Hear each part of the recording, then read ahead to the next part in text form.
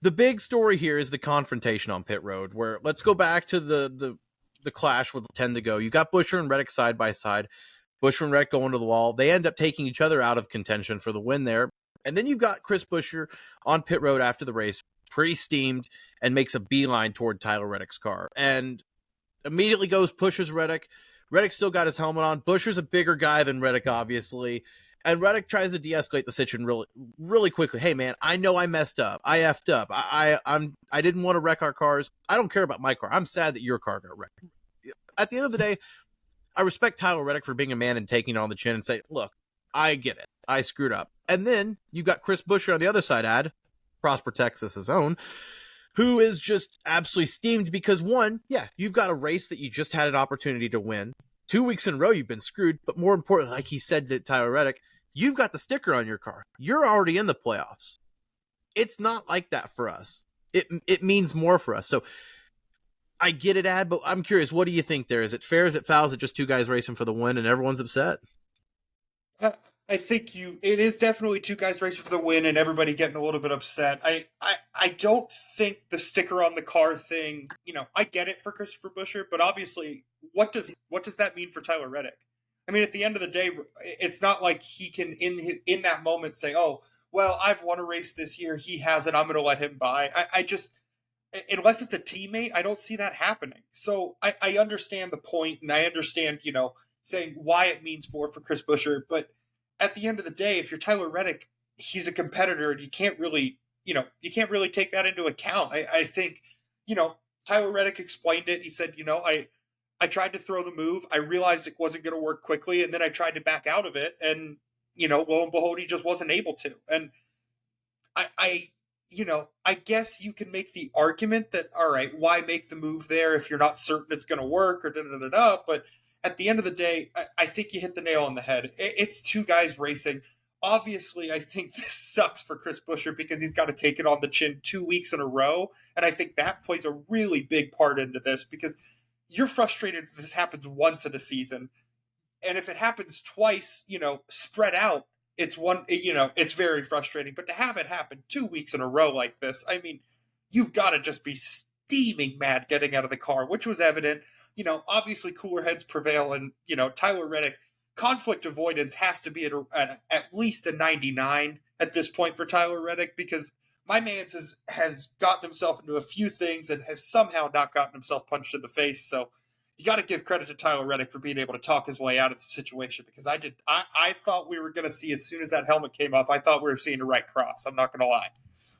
Oh, no. I thought we were going to see some kind of confrontation besides that shove. I mean, it might not be Chris Buescher's fault, but it is certainly his problem. That is definitely true. Where, yeah, like you said, 2 weeks in a row, it's not more just how it happened. I think it's just the culmination of it all for Chris Buescher. And like I said, he doesn't have the sticker. It's guaranteeing that playoff bid there. It's a nice peace of mind there if he gets across the finish line. Where now he's still in a points battle. That midfield battle is a dogfight right now for someone like Chris Buescher, who sees his teammate finally getting victory, and it's a very contrasting emotion there, where Brad Keselowski is celebrating, and Chris Buescher wants to be the supporting teammate, but is going after a guy who has historically raced him very clean, and he even said so. Man, we've had no issues in the past. Today is when it starts. I think it's just 10 laps to go, and it's two guys who are very competitive guys racing for the win. Like you said, for Tyler Reddick, that win sticker doesn't matter in the moment. Yeah, you can look back and say, oh, well, it is what it is. But in the moment, Tyler Reddick doesn't care that he's won and Chris Buescher hasn't. Those guys are the most competitive people on the planet. And I think that Chris Buescher's going to look back and maybe not be disappointed how he handled it, but go back and say, okay, Tyler Reddick was right. It was a racing incident. It is what it is. But go ahead. I don't know, man. It's one of those things that I wouldn't regret an ounce of that if I was Chris Buescher, because at the end of the day, you do have to say something. You know what I mean? Like, it's one of those things you do. I think the confrontation is definitely warranted, whether it's on purpose, accident, regardless of the history. You can't do nothing, because if you do nothing, it basically sends a message to the entire garage that you can use me up and I'm not going to do anything. So at the end of the day, you're right. I think there will certainly be a certain level of understanding that kind of comes with a little bit of time and as this wears off a little bit. But I do think it was the right move. You can't blame Buescher for going over there and doing something, or giving him a shove and making a point, a very public point of saying, look, I think at the end of the day he'll probably fall somewhere along the lines of, I get it, I understand this was a racing incident, but don't expect to use me up and not hear about it. And that's what I think is the most important thing. Yeah. No, I think that's a fair point, where you have to, especially in a day and age now in the garage where the respect is not really given on the track, you kind of have to make it known where you're going to be a hard ass like Ross Chastain up there, and you're going to be fighting for every position, whether it's first or 31st. So let me ask you this, Bob, point.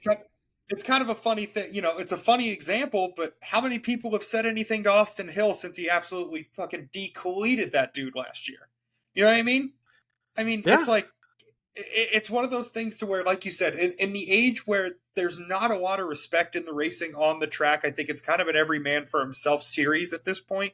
And every man for himself sport as far as NASCAR upon the 3 Series. I just think it, message delivered is what I'll finish there. You say Austin Hill. Look at Ross Chastain and Noah Gragson at Kansas last year. Nobody has gone up to Ross since that moment, and Noah Gragson certainly hasn't either. So, yeah, I guess that's a fair point. You got to stand up for yourself in this Cup Series garage.